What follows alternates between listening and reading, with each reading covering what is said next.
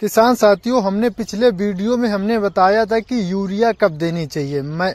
इसके साथ में हमने बताया था कि पीलापन कैसे खत्म होगा, जड़ महू कैसे खत्म होगी, फंगस कैसे खत्म होगा। इन सभी चर्चाओं पे हमने वीडियो पे हमने बता रखा है और चर्चा भी कर रखी है।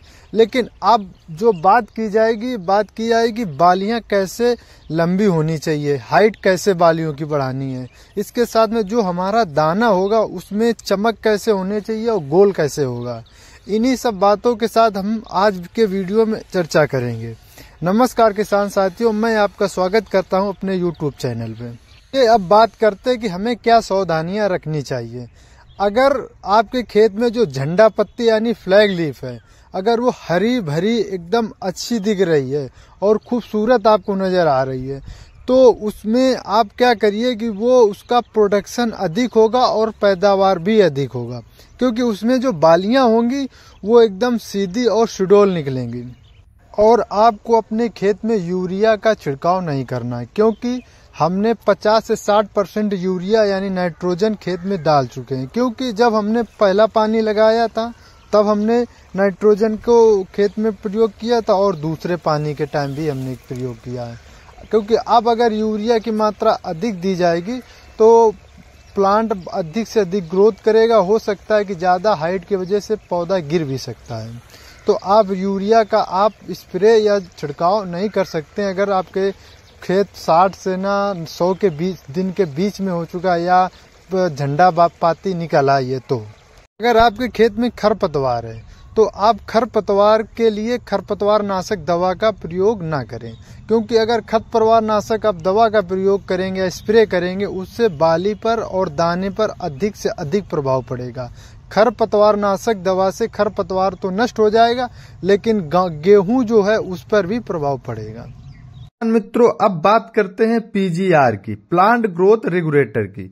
अगर आपने गेहूं 25 अक्टूबर से 10 नवंबर के बीच में अगर गेहूं की बुआई की है तो आप पीजीआर का स्प्रे कर सकते हैं। उससे क्या होगा कि जो आपके गेहूं की काफी हाइट हो गई है, एक गांठ से दूसरी गांठ में बहुत अधिक गैप हो गया है, तो आप पीजीआर का स्प्रे कर सकते हैं। अगर किसी ने अगर लेट बुआई की है तो वो पीजीआर का स्प्रे नहीं करें, क्योंकि अगर उससे आपको पीजीआर का स्प्रे करते हैं लेट बुआई के समय तो उसका कोई आपको फायदा नहीं मिलने वाला। अब दूसरी बात करते हैं एनपीके की, 05234 की। उससे क्या होगा कि इससे आपको अधिक से अधिक लाभ मिलेगा। उस लाभ को आप इसी समय उठा सकते हैं 60 से 80 दिन के बीच में। तो आपको काम ये करना है कि एक स्प्रे एनपीके का 05234 को आपको खेत में दे देना है, क्योंकि हमें जो इसमें पोटास मिलेगी उससे क्या होगा कि जो बाली में चमक आएगी और दाने में भी साइज बढ़ेगा। और बात करते बोरान 20% की, बोरान को भी आपको एनपीके के साथ में मिलाना है।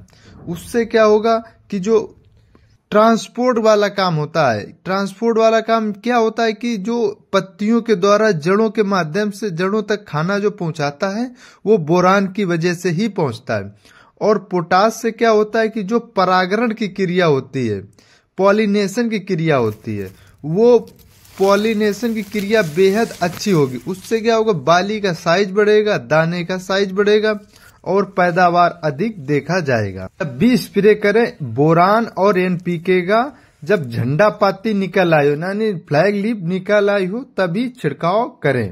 तो चौथा काम क्या करना है कि जो झंडा पत्ती होती है यानी फ्लैग लीफ होती है उसमें आपने देखा होगा पीलापन होगा, येलो रस्ट लगा होता है। या आप कभी भी जब उस लीफ को आप हाथ में लेंगे तो देखेंगे कि हल्का हल्का पीलापन आ जाएगा। उसके लिए आपको क्या करना है, टिबुकोनाजोल 2 ml प्रति एकड़ के हिसाब से लेकर के आप स्प्रे कर दें।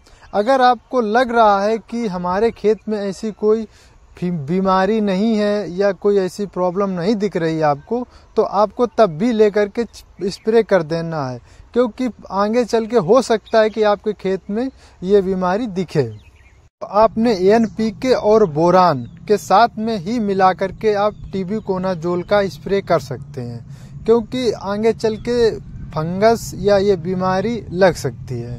साथ में आप मिला करके इसका स्प्रे कर। आप अगर इसका स्प्रे कर दें तो आगे चल के उत्पादन भी अधिक होगा और जो बालियां होंगी वो हाइट में लंबी होंगी और दाना जो गोल होगा और इससे पैदावार की मात्रा अधिक हो जाएगी। अभी अगर आप इसका स्प्रे कर देंगे, अगर आपकी फसल हरी भरी खड़ी है तब भी आप इसका स्प्रे कर सकते हैं। अगर हमारा वीडियो आप लोगों को अच्छा लगा हो तो चैनल को सब्सक्राइब करें और ज़रूरतमंद किसान साथियों को आप शेयर करें।